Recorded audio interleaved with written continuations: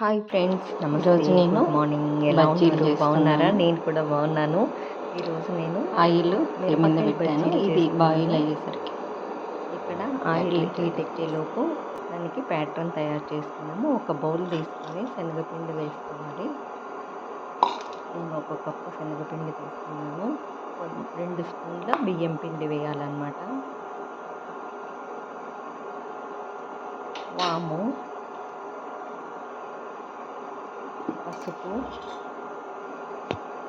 Soda పొడి, తినే soda అన్నమాట. కొంచెం వేస్తే మంచిగా వస్తుంది.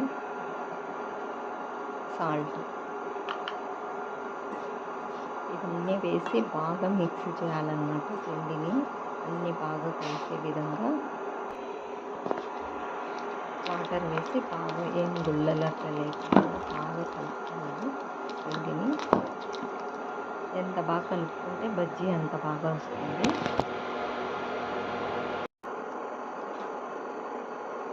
ఇలా జారుడుగా బాగా రావాలి. నాకు కారం అంటే ఇష్టము. మామూలు మిరపకాయలు బజ్జీ మిరపకాయలు అంత మంట అనిపించవు కదా, అందుకని నేను మామూలు మిర్చిని లోపల విత్తనాలు తీసేసి ఇలా డిప్ చేసి వేస్తున్నాను. నూనె కాగింది, వేసేస్తున్నాను.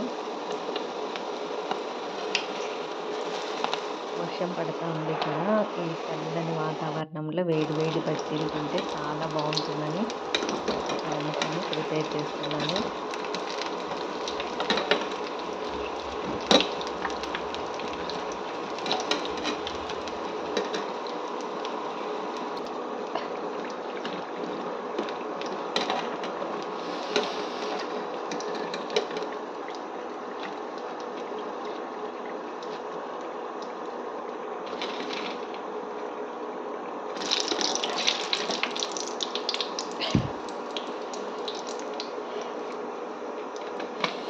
కొన్ని ఈ బజ్జీలని కట్ చేసి, చూసారా బజ్జీలు ఎంత బాగా వచ్చాయో. ఈ బజ్జీల మీద మనము ఏమైనా మసాలా అయినా చల్లుకొని తినొచ్చు. ఉల్లిపాయలతో నంచుకొని తింటే చాలా చాలా బాగుంటుంది. కొన్ని కట్ బజ్జీలు చేశాను. ఈ బజ్జీలను ముక్కలు చేసి కట్ బజ్జీలాగా చేశాను. చిన్న చిన్న ముక్కలుగా కట్ చేసి ఒక్కొక్క బజ్జీ 4 పీసులు వేసాను.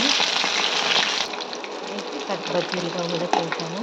ఇవి కూడా చాలా టేస్టీగా బాగా ఉంటాయి అసలు తినడానికి. కొన్ని మామూలు బజ్జీలు, కొన్ని కట్ బజ్జీలు 2 చేశాను. అన్నీ బాగా తిన్నారు. చాలా చాలా టేస్టీగా బాగా వచ్చాయి.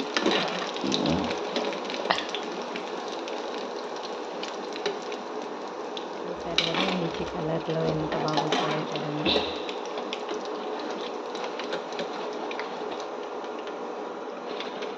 మీరు కూడా ట్రై చేయండి. ఒక కామెంట్ ఇవ్వండి. వీడియో మీకు నచ్చితే షేర్ చేయండి, సబ్స్క్రైబ్ చేయండి, లైక్ చేయండి. Thank you for your watching my video.